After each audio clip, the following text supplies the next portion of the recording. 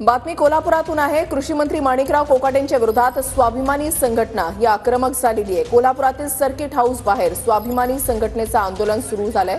कोकाटेंनी शेतकऱ्यांबद्दल केलेल्या वक्तव्याच्या विरोधात आंदोलन करण्यात येत आहे। पोलिसांनी स्वाभिमानीच्या कार्यकर्त्यांना ताब्यात घेतलेलं आहे। कृषी मंत्र्यांनी माफी मागितल्याशिवाय कोल्हापूरमध्ये येऊ देणार नाही असा इशारा स्वाभिमानी शेतकरी संघटनेकडून देण्यात आलेला आहे। राजू शेट्टी यांची स्वाभिमानी शेतकरी संघटना ही आता कृषी मंत्री माणिकराव कोकाटे यांच्या विरोधात आक्रमक झाल्याचं पाहायला मिळतंय।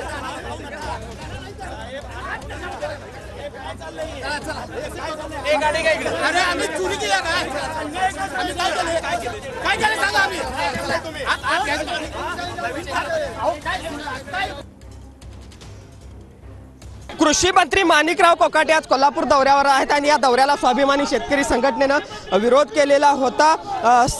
त्यांना कोल्हापूरमध्ये पाय ठेवू देणार नाही अशा पद्धतीचा इशारा स्वाभिमानी शेतकरी संघटनेनं दिलेला होता आणि सर्किट हाऊस परिसरामध्ये ते येणार होते आणि आपण बघतोय आता सर्किट हाऊस परिसरामध्ये जमलेल्या स्वाभिमानी शेतकरी संघटनेच्या सगळ्या कार्यकर्त्यांना आता पोलिसांनी ताब्यात आहे ते घेतलेलं आहे। खरं तर माणिकराव कोकाटे यांनी शेतकऱ्यांच्या संदर्भात आक्षेपार्ह असं वक्तव्य केलंय आणि ते जोपर्यंत माफी मागत नाहीत तोपर्यंत त्यांना कोल्हापूरमध्ये पाय ठेवू देणार नाही अशा पद्धतीचा इशारा या सगळ्या कार्यकर्त्यांना अतिशय चुकीच्या पद्धतीनं पोलिसांनी बळजबरी करून आम्हाला या ठिकाणी पकडून लागलेले आहेत।